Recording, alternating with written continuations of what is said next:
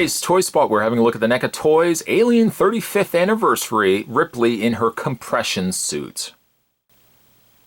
Not only does Ripley come with a gun, which actually is in there, it just has fallen to the bottom of the package there, but she does also come with Jonesy, her little cat Jones, down below. And you can't really see him, but you can kind of see his head peeking out from down below. This is the second Ripley from this series, and the first Ripley we've already had a look at was in her regular space outfit, her crew outfit. And now we have Ripley here, kind of near the final ends of, I guess I wouldn't say necessarily the end of the movie, but we've got Ripley here in her space suit. Flip around the back of the package. The other characters are Dallas, Ripley, and then Compression Suit Ripley. The read-up says, in space, no one can hear you scream. In a remote region of the galaxy, the United States space tug Nostromo, carrying a cargo of mineral ore, makes its return journey to Earth. The ship's crew, 5 women, 2 women, and a cat, 5 men, 2 women, and a cat, are awakened from their hypersleep chambers when Mother, the onboard computer, monitors a strange transmission. According to company law, the crew must investigate any signal indicating possible intelligent life. What begins as a routine search mission quickly escalates into a nightmare of unimaginable terror when the crew discovers and brings aboard an extraterrestrial life form. Also, you can head over to www.necaonline.com to check out the other pieces the folks over at NECA are producing. Spot's going to take a break. I'm going to get this opened up. When we come back, though, we're going to get a better look at Alien 35th Anniversary, Ripley in her compression suit. There's more heading your way, guys. Don't go anywhere. Stay tuned. Ripley comes with several different accessories, one of which, let's have a look at Jones. Little Jonesy comes packaged with Ripley here. A little more angry, a little more scared than the original Jones. And actually, let's reach off camera.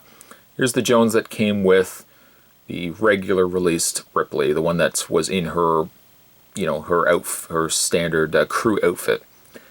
Whereas this Jones is more upright. And actually, one thing I didn't mention in the other review, his tail slightly is articulated too, where you can move the tail around. This one was more upright. You can see this Jones is more crouched down, hissing at what, you know, obviously the xenomorph that's in the quarters. Roughly about the same paint, though. And as small as the piece is, Jones still has articulation in the head and the articulated tail. So, great looking piece. Love it. I don't know if maybe we'll... NECA continues to release Alien figures. Maybe we'll actually get like a little cage thing to put Jones in. Anyways, moving that aside. Actually, you know what? We'll put Jones here. He can just kind of hang out for the rest of this review. Ripley also comes with a grapple gun, which, spoilers, I'm sure everybody has already seen Alien. Ripley gets her suit on, the xenomorph is in the quarters with her, and she has this little grapple gun, which I think is actually a grapple gun. She puts it in, and it extends out, it shoots at the alien, which is actually at the door, the opened door, and it blows the alien out into space. NECA actually recreates that quite nicely. You have the grapple gun with the closed claw, closed end, or you can also swap it out for the extended one. And just so you can see, the little knob, little rod fits right into that little small hole of the grapple gun. You have something like that. Shoots the alien out into the space. Alien, unfortunately, goes right into the back area where the back thrusters are. Ripley hits the button, and, you know, that is the end of the xenomorph. So that's quite cool. It fits into her hand. One, I think, is better suited for holding it than the other, just because her one finger is more of a trigger finger, as you can see right here, versus the other. And you can have her holding it like that. If you had the xenomorph figure, also from NECA, you could kind of just put it here. You can have Ripley shooting the grapple. Just take that out of her hand. And we'll put that to the side. The figure, the outfit itself, I think has been reused before, although just now painted in white. It's got a little backpack on the back section here with a couple of little nozzles that are, they look like they're removable. I don't know if I'm actually just twisting the plastic, but they do appear that they are movable. Quite a nice looking piece.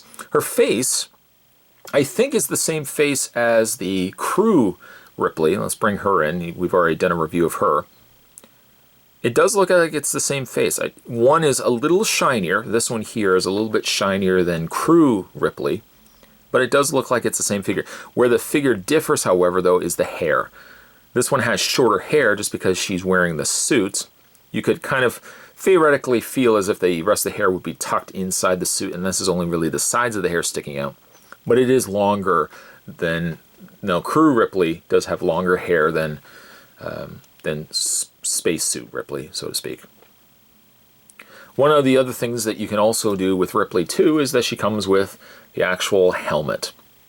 And to accomplish that, you're just going to take this apart, take the dome off, put that to the side, and you want to take the existing dome, and it's a little difficult to kind of get it around Ripley's head here.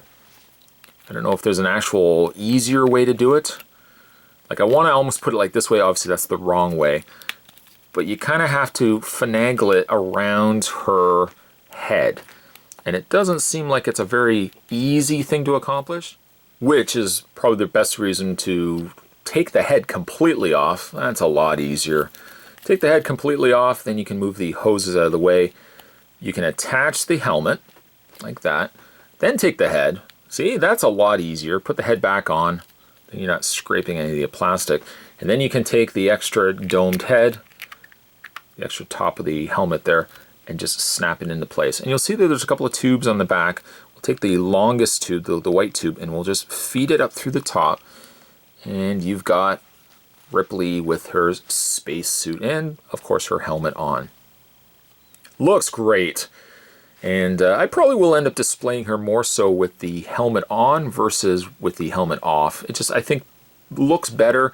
And from a scene end of it, I think it just kind of makes more sense. This is near the end of the movie. I'm probably more inclined to display her with it on. But you can do either or. As for the rest of the details on the suit, it's as though, despite the fact it's white and it's got some cream color in it, its singular color basically is just all white. There's some little symbols, little details there. But if you bring the camera, and actually if you look closer at the suit, like, look at all the little mesh, little pocket areas, little seam lines of the suit, especially when you start getting to the shoulder pad area. And I didn't actually think it was that detailed until I watched the movie again. And like, even in the movie, you really see all these little, they don't serve any purpose other than just sculpt, but like almost this scroll kind of artwork around the outer perimeter of the helmet there. It's quite nice. I mean, for them to have gone in and sculpted, sculpting all of that in figure form, that's a pretty accomplishing feat, despite the fact, again, at face value, it doesn't have as much paint as, per se, like the crew Ripley. All around, more display purposes, I think crew Ripley works better, but I think that takes nothing away from, Ripley here in her suit. Both equally bring a lot to the table, just for different reasons. This one's a lot bulkier, this one's a little less in color, but definitely still makes up for it in details. When it comes to Ripley's articulation, I guess for that reason we'll just take the helmet off for a second. Her head does have a ball joint. Now the ball joint actually sits on the underside of a neck. It's not actually attached to her head, it's attached to the base of the neck. So it does have quite a bit of movement. A little more limited, obviously, when you start looking at, the fact if it's in the helmet, you're not going to be able to move the head just as much. And to move the helmet in any one way, if I'm going to have it maybe on an angle, you'll have to obviously take the helmet off to do that. Shoulders move very easily forward and back and out via a ball hinge joint. You'll see as well the shoulders don't restrict at all when you move the arms. They stay completely out of the way, which is good. Swivel at the bicep area. She's got a bend in the elbow, which also rotates the forearm, and also a hinge in the hand. As for the upper ball joint, she has an upper ball joint in the top torso section. And the legs. Now, one thing to note, let's bring the camera in here. This section right here is rubber. this actually is rubber over top of her lower torso. So when you move her leg, this doesn't obstruct it at all because it's rubbery. It goes with the outfit. So legs can easily move forward and back, out, swiveled at the, what appears to be the top of the thigh, a bend at the knee, which also, I think rotates, there we go, rotates the leg, and finally a hinged foot. Again, depending on how you want to display her, you can display her with the helmet, without the helmet. You know, you can display her with the grapple gun. Probably be more inclined to display her with the grapple gun just as a personal preference, but you can do either or. I mentioned this also with the crew Ripley, the one that's wearing just her crew outfit. You know, I'm just so thrilled that they finally got the license to do Ripley figures. It's one of those things where, you know, if you release a line of figures, let's say Terminator, let's say Alien, let's say anything like that, the safe fallback approach is always the creature or the villain. But like, it's all these little side characters that really beef up a collection. You could have had easily xenomorphs galore, but if you could not have gotten a Ripley, I think it's one of those collections where it would always have been good, but would not have ever reached that level of awesomeness. As great as the xenomorph figure is, you need something to pit against the xenomorph, and I'm so glad that Ripley finally can be added to the collection. Today's toy spot, we're having a look at the NECA Toys Alien 35th Anniversary. We're having a look today at, well, Spacesuit Ripley. Stay tuned, guys. Spot's going to have more toy spots heading your way. Thanks for watching. I'll see you next time.